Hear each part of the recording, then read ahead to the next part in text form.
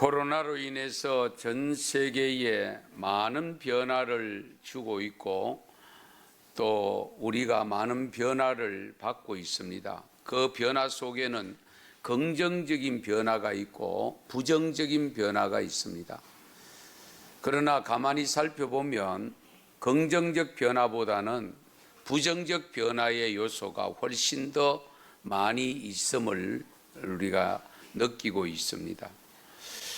그래서 지난해 벌써 코로나 생기면서 마스크를 끼기 시작하면서 착용하기 시작하면서 생긴 단어 사회적 거리두기, 듣도 보도 못한 용어가 우리 사회를 지배하고 있습니다.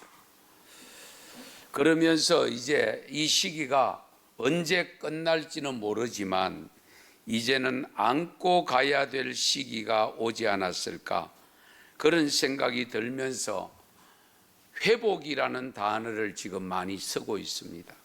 회복, 경제 회복, 정치 회복, 교회는 교회대로 회복해야 된다. 회복이라는 단어를 쓰는 이유가 뭡니까? 무너진 것이 있다는 거잖아요. 무너진 것이 있으니까 복구해야 된다는 거잖아요. 다시금 원위치로 회복되어져야 될 것이 있다는 것이 전제가 됩니다. 그러면 우리가 코로나로 인해서 교회 공동체가 받은 타격이라고 할까요? 여러 가지 어려운 상황들이 무너진 것이 너무 많다는 겁니다. 그래서 우리 106회기를 맞는 우리 교단 대한예수교 장로회 통합적 9,300여 개 교회가 되는 이 교회들이 안고 있는 과제를 해결하기 위해서 총회 주제가 뭐냐? 복음으로 교회를 새롭게, 세상을 이롭게. 복음으로 교회를 먼저 새롭게 하고 그리고 나서 세상을 이롭게 하자. 이 주제를 하면서 말씀을 세 곳을 인용을 하고 있습니다. 우리 주보에 나왔습니다마는 신명기 16장 11절과 우리가 마가복음 1장 15절과 그리고 사도행전 22장 47절입니다. 그러면서 저는 총회주의를 맞아서 이 총회 우리 주제에 맞춰서 오후 찬양 예배와 오늘 낮 예배의 말씀을 이어서 두 부분을 나누었습니다. 한꺼번에 다 하기는 너무 분량이 많아서 그래서 오늘 낮 예배의 설교 제목을 말씀의 제목을 복음으로 교회를 새롭게 하자.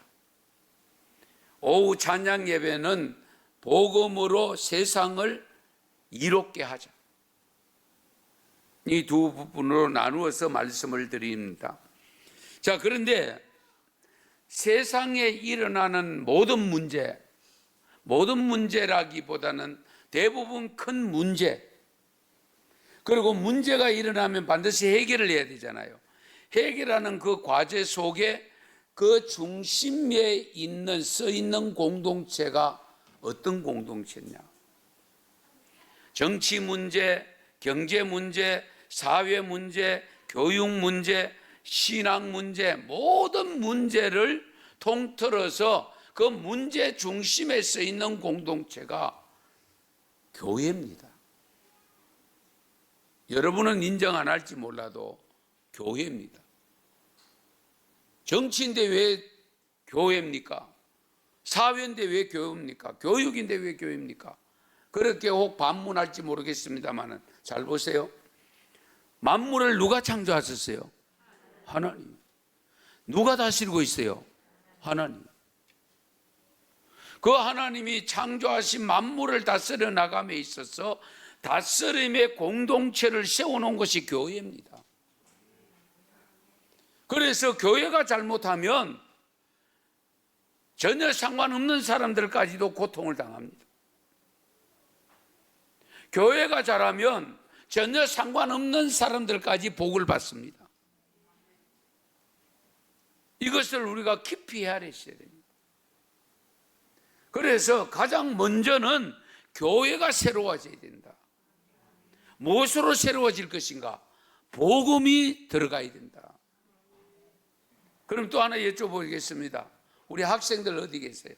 복음이 뭡니까? 복음. 복음이 뭐예요? 단어적 의미는 복된 소리입니다. 복된 소리. 그러나 좀 더 궁극적인 의미로 들어가면 복된 소리를 누가 갖다 줬어요? 예수님. 예수님이 복음입니다. 할렐루야. 예수님이 복음입니다. 그 예수님을 통해서 교회를 새롭게 하자. 그러면 교회를 새롭게 하는데 전부 리모델링을 해야 될 것인가? 법을 만들어야 될 것인가? 조직을 새롭게 해야 될 것인가? 아니죠. 교회는 그 중심에 건물이 아닙니다. 조직도 아닙니다. 직분도 아닙니다. 그 속에 교인이라고 하는, 성도라고 하는 사람이 서 있습니다. 자, 그러면 교회를 새롭게 하려고 하면 결국 누가 새로워져야 돼요? 따라서 합시다. 내가 새로워져야 돼요. 내가 새로워지지 않으면서도 교회가 새로워지기를 요구한다는 것은 어불성설입니다. 세상이 새로워지기를 원한다. 교회가 새로워지지 않는데 세상이 새로워질 리가 없지요. 그렇지 않습니까? 그 다음에 세 번째가 도적질인데요. 도적질. 아이고, 우리 도적질은 거리가 먼데요. 이렇게 말씀하실 수 있으나 도적도 도적 나름입니다. 우리는 도적하면은 남의 것을 몰래 훔치는 것으로 생각합니다. 그러나 성경에서는 도적을 범위가 굉장히 넓게 표현합니다. 아시겠어요? 내가 반드시 해야 될 것을 하지 않는 것도 도적질이라. 예를 들어서 선을 행해서 남을 도와야 될 일이 있음에도 불구하고 아까워서 안 돕고 있으면 그것도 도적이래요.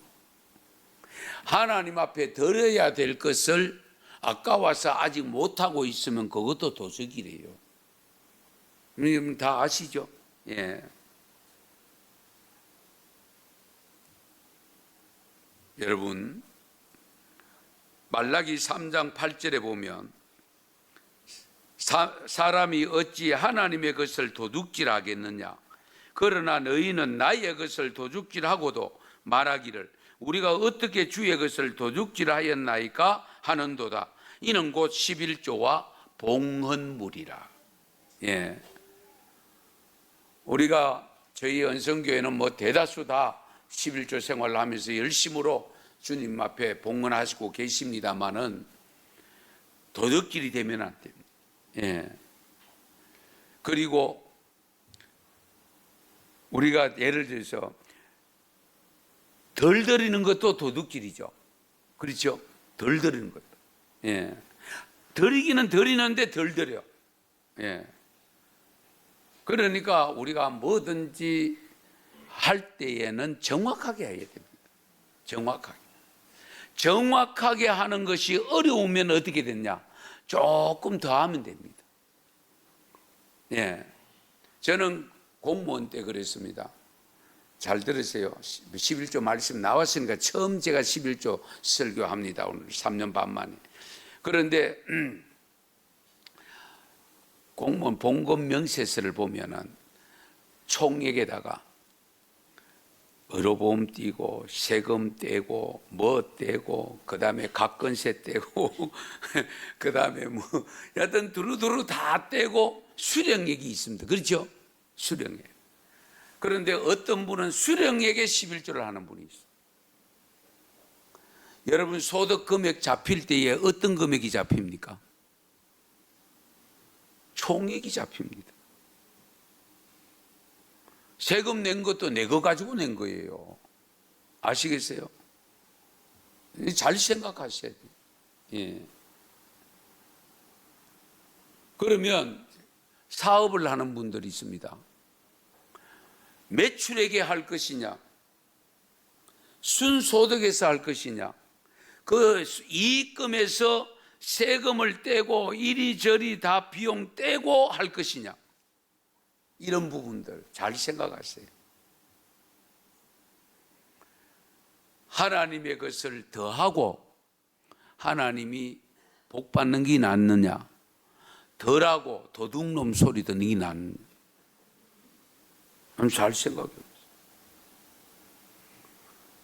그래서 제가 후포에서 신앙생활 할 때, 지금도 이번에 가보니까요, 휴가 때 가보니까요, 가게 정리를 하고 계시던데, 그 장로님이, 집사생활 같이 했던 장로님이, 그 권사님은 미장원을 하고 계시고 장로님은 신발 가게를 하다가 신발 가게 조금 잘 안 되니까 교통이 발달하는 거 포항 나와서 다 사가가는 거예요.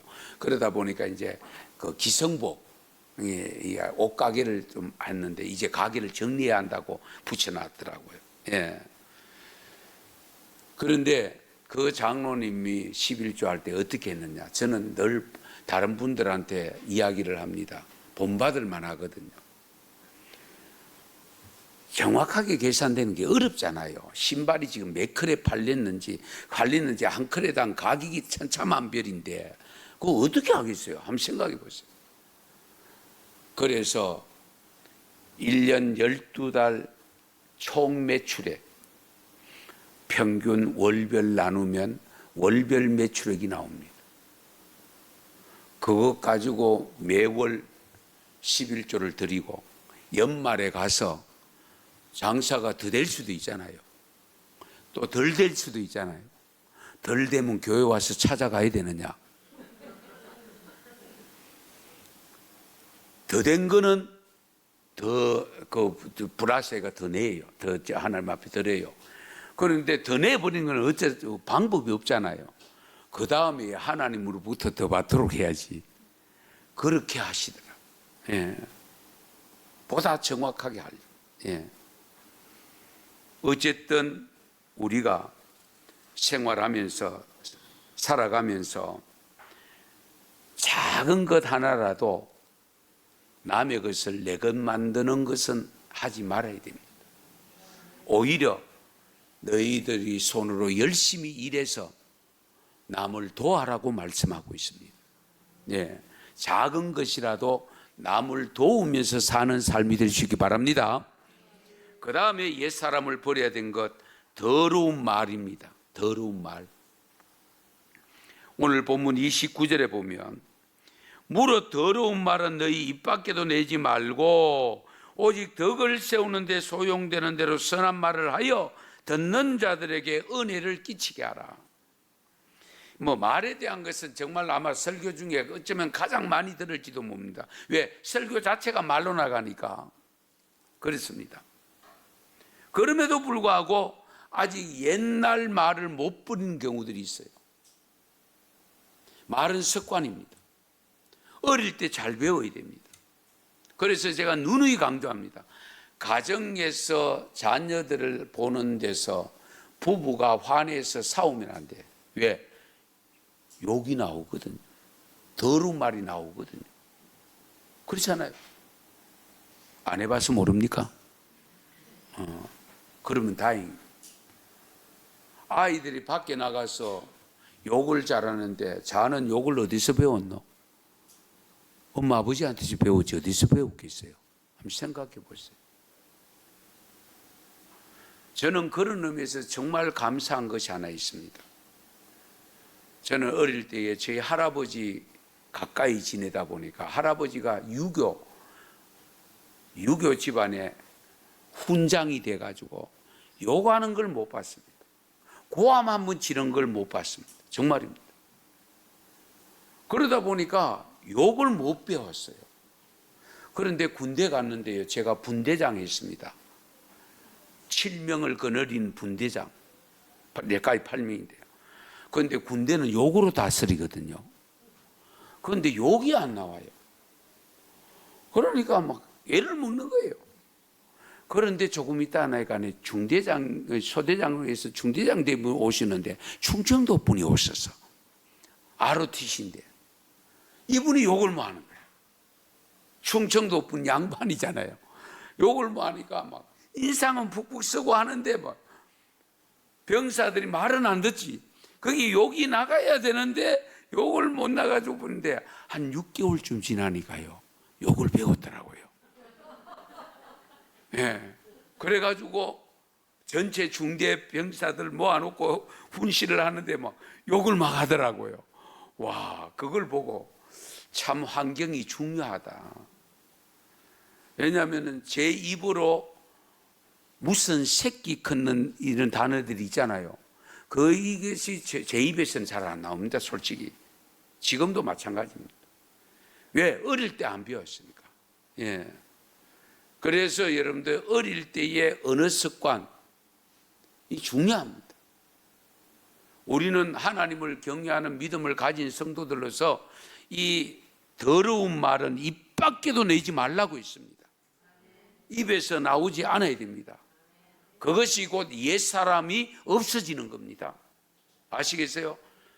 내가 뭐 입만 벌리면 욕이 나오고 입만 벌리면 상소리가 나오고 그런 분들이 있다면 이제는 내가 복음이 들어와서 예수 그리스도가 내 안에 들어옴으로 인해서 새 사람이 되어서 옛 사람은 완전히 소멸되는 그런 놀라운 것을 경험하고 체험할 수 있기를 바랍니다.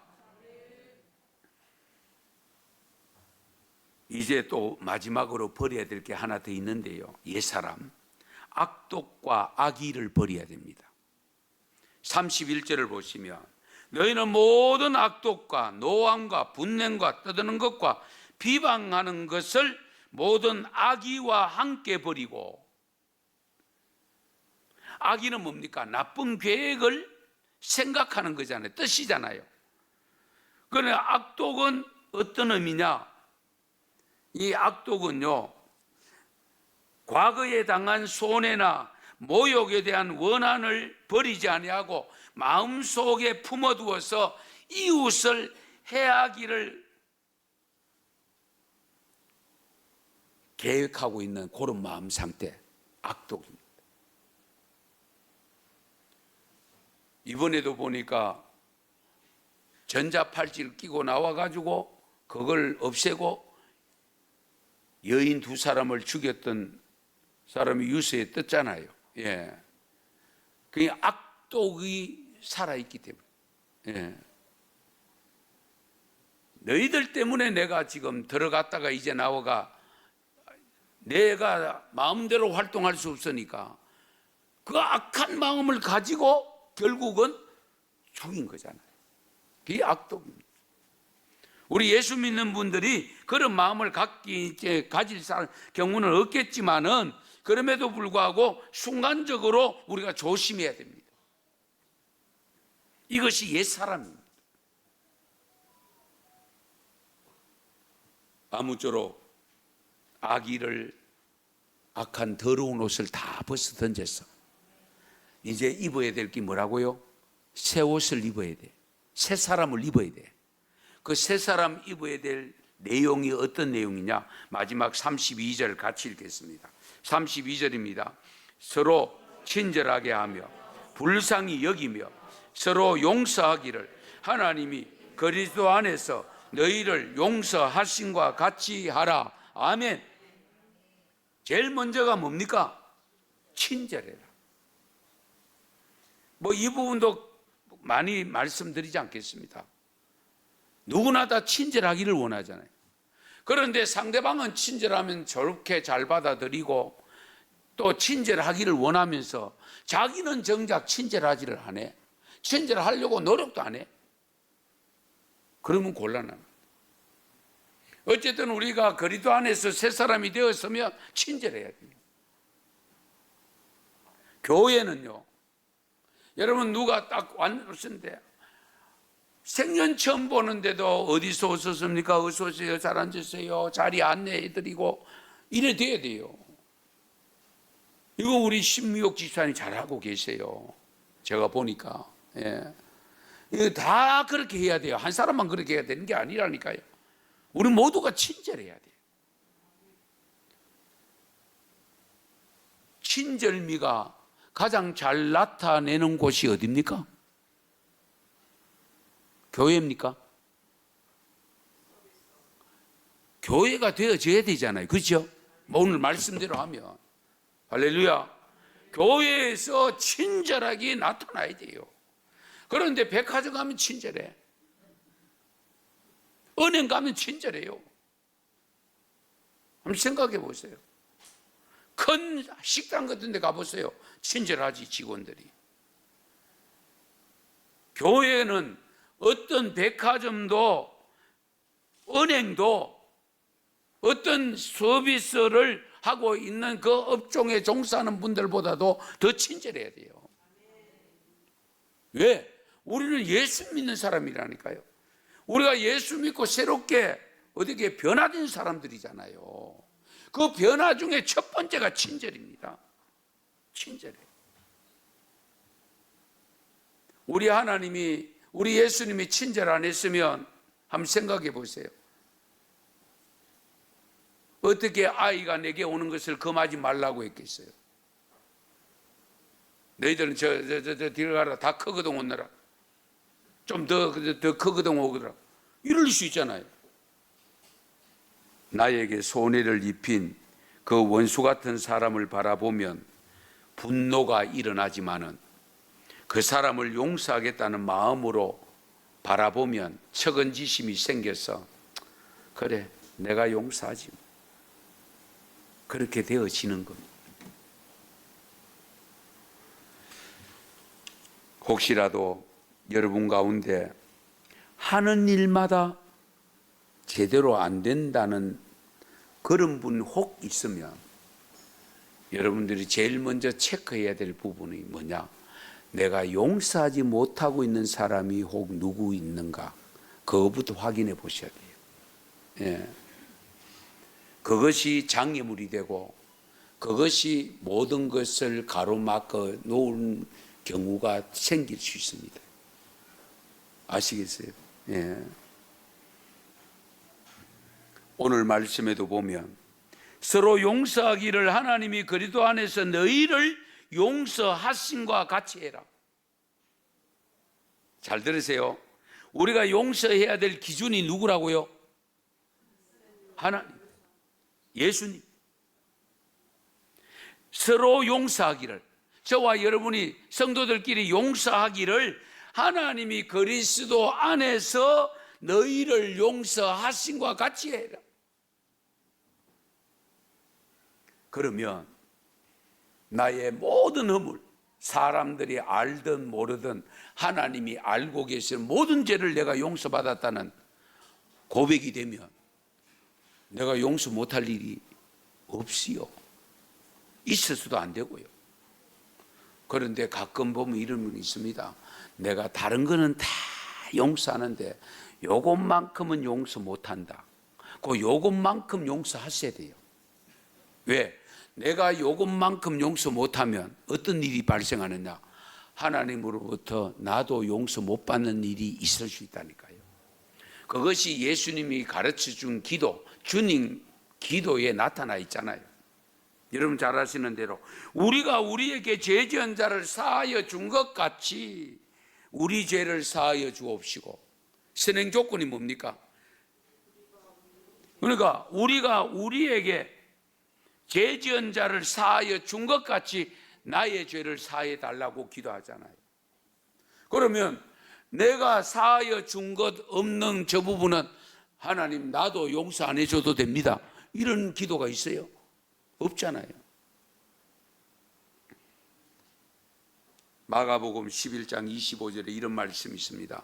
서서 기도할 때에 아무에게나 혐의가 있거든 용서하라. 그리하여야 하늘에 계신 너희 아버지께서도 너희 허물을 사하여 주시리라. 할렐루야. 말씀 맺겠습니다. 여러분, 그리스도를 복음을 통해서 교회를 새롭게 하기 위해서는 먼저 내가 새로워져야 된다. 교인들이 새로워져야 된다.